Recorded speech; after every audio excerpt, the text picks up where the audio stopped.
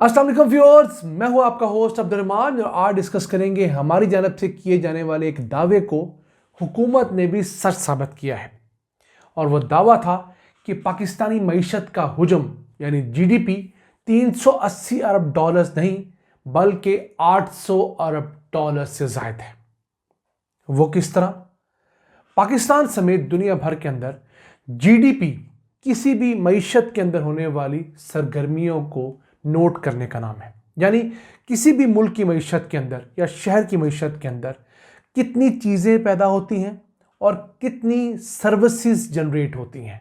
ये तमाम चीज़ों को अगर क्लब कर लिया जाए यानी गुड्स सर्विसेज जो किसी मुल्क के अंदर किसी खित्ते के अंदर पैदा होती हैं तो उन्हें जीडीपी ग्रॉस डोमेस्टिक प्रोडक्ट कहा जाता है। अब पाकिस्तान के बारे में कहा जाता है कि इसकी जीडीपी पिछले साल 380 अरब डॉलर्स की थी। लेकिन याद रहे, जीडीपी यानी मुल्क के अंदर पैदा होने वाली अशिया और सर्विसेज को उस पैराए में कैलकुलेट किया जाता है जो कि डॉक्यूमेंटेड हो, लीगल हो। ऐसी सर्विसेज, ऐसी गुड्स जो कि अनडॉक्यूमेंटेड टैक्स दिए बगैर पैदा की जा रही हों उन्हें जीडीपी में इंक्लूड नहीं किया जाता। और पाकिस्तान का मसला ये है कि पाकिस्तान की मईशत का आधे से ज़्यादा हिस्सा डॉक्यूमेंटेड ही नहीं है। लोग टैक्स ही नहीं देते, हुकूमत को पता ही नहीं कि किस कारखाने में कितनी चीज़ें बन रही हैं। अभी लेटेस्ट मिसाल ये है कि कौमी असम्बली की कायमा कमेटी बराए फाइनेंस और रेवेन्यू का एक इजलास हुआ। उसके अंदर पाकिस्तान के मिनिस्टर फॉर रेवेन्यू ने इस बात को कबूल किया है कि हमारी 50% इकॉनमी काले धन पे चल रही है, यानी वहाँ पर ब्लैक मनी है। इसका मुराद ये है कि 50% मईशत के अंदर जो लोग इन्वॉल्व हैं वो चोर डकैत नहीं ज़रूरी है, बल्कि वो टैक्स नहीं देते। तो चूंकि वो टैक्स नहीं देते तो हुकूमत को पता ही नहीं है वो कितनी चीज़ें पैदा करते हैं, वो अशिया हो या सर्विसेज हो। अब अगर इस बात को मान लें तो इस हिसाब से पाकिस्तान की लीगल जीडीपी अगर 380 अरब डॉलर्स की है, इसे 50% के हिसाब से बढ़ा लें तो पाकिस्तान की जो मजमूई तौर पर जीडीपी है वो 760 बिलियन डॉलर्स की बनती है। हुकूमत ने करना क्या है? हुकूमत ने सिर्फ और सिर्फ ऐसे सेक्टर्स को टैक्स नेट में लाना है या डॉक्यूमेंट करना है जो किसी कागज़ों में नहीं, या तो वो सिरे से टैक्स देते नहीं, और अगर थोड़ा बहुत बराए नाम टैक्स देते हैं तो जहाँ 100 रुपये टैक्स बनता है वहाँ 10 रुपये देकर और 10 रुपये रिश्वत देकर काम चला लेते हैं। मैं आपको मिसाल देना चाहता हूँ बहुत सारे सेक्टर्स की। आप अगर उसे उस एंगल से देखेंगे तो आपको भी यकीनन वही फैक्ट नजर आएंगे जो मेरे पास है। आप पाकिस्तान भर की किसी मंडी में चले जाएं, आप फ्रूट मंडी में चले जाएं, आप सब्जी मंडी में चले जाएं, आप कनक मंडी में चले जाएं, आप चमड़ा मंडी में चले जाएं, आप लक्कड़ मंडी में चले जाएं, आप बड़ी बड़ी जो मार्केट्स हैं अनारकली बाज़ार में चले जाएं, आप जैनब मार्केट कराची में चले जाएं, आप पारा मार्केट में चले जाएं इस्लामाबाद, आप क्या देखेंगे कि वहाँ पर करोड़ों रुपए का कारोबार करने वाले जो ताजर हैं वो टैक्स ना होने के बराबर देते हैं। अब कैसी बात है कि पाकिस्तान के अंदर 35 लाख दुकानें हैं।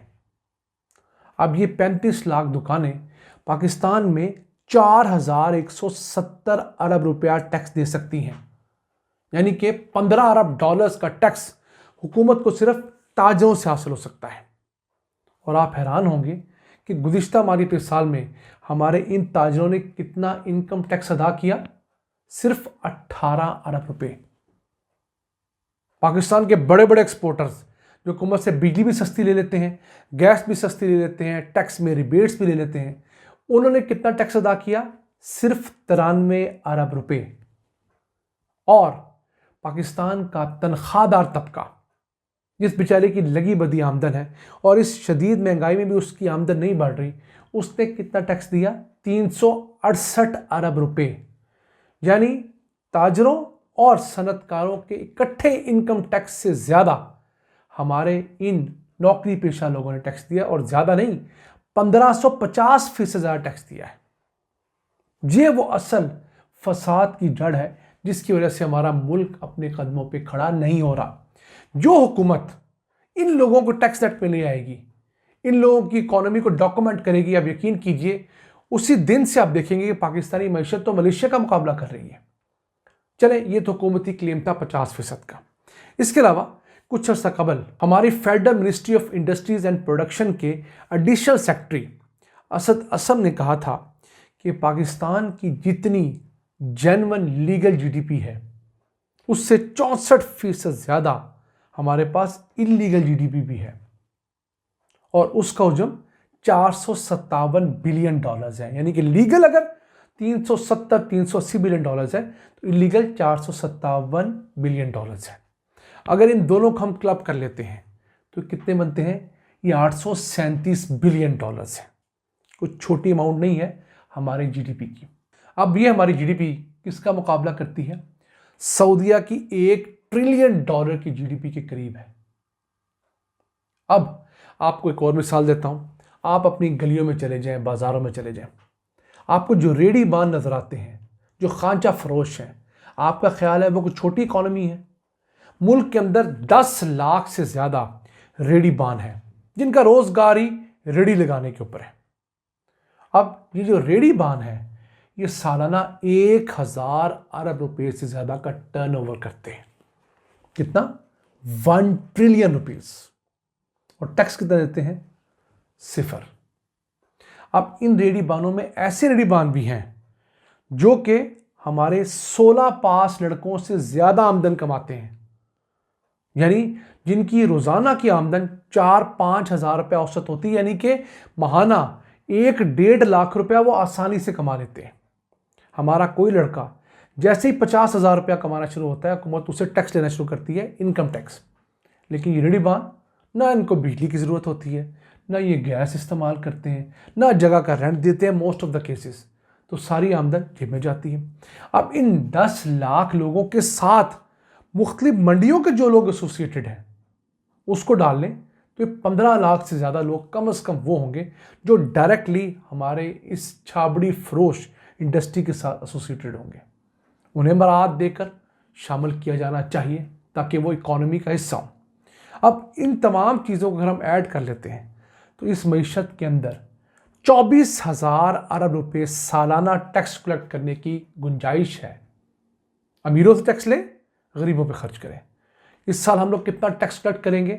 बमुश्किल 12,000 अरब रुपए। यानी जितना हम टैक्स कलेक्ट करेंगे पूरा जोर लगा के उससे डबल टैक्स कलेक्ट हो सकता है। सिर्फ करना क्या है? इस मुल्क के वो 35 से 40 लाख अमीर तरीन लोग जो इनकम टैक्स ना होने के बराबर देते हैं, उनसे आपने टैक्स लेना है। वो 5 स्टार जिंदगी गुजार रहे हैं। इस मुल्क में ऐसे ऐसे लोग हैं जो 50-50 लाख रुपए का हज करते हैं। मेरे लिए भी ये बात नहीं थी, एक खबर मेरी नज़र से गुजरी कि हुकूमत ने 30 लाख रुपए से ज़्यादा मालियत का हज करने वालों की स्क्रूटनी करने का फैसला किया। जब मैंने आकर नेट पे चेक किया तो इसी पाकिस्तान में ऐसी कंपनियां हैं जो एक बंदे को 5 स्टार हज करवाने का 50 लाख रुपए तक चार्ज करती हैं, और लोग जाते हैं। तो देखिए पैसा कहाँ से आ रहा है। ये पैसा मईशत में है। आप इस मुल्क में दर्जनों किलोमीटर के ऊपर फैले हुए डिफेंस हाउसिंग अथॉरिटीज़ को देखिए, बहरिया टाउन्स को देखिए, प्राइवेट हाउसिंग सोसाइटीज़ को देखिए, और उनके अंदर आलीशान बने हुए घरों को देखिए। आप यकीन करें, आप किसी शख्स को बाहर से लाएं और इन बहरिया टाउनों और डीएचए के अंदर घुमाएं, वो ये मानेगा ही नहीं कि ये वही पाकिस्तान है जिसके बारे में उसे मीडिया बताता है। नाज़रीन, हमारे पास पोटेंशियल बहुत है, मसला एक है, इस बिल्ली के गले में घंटी कौन बांधेगा।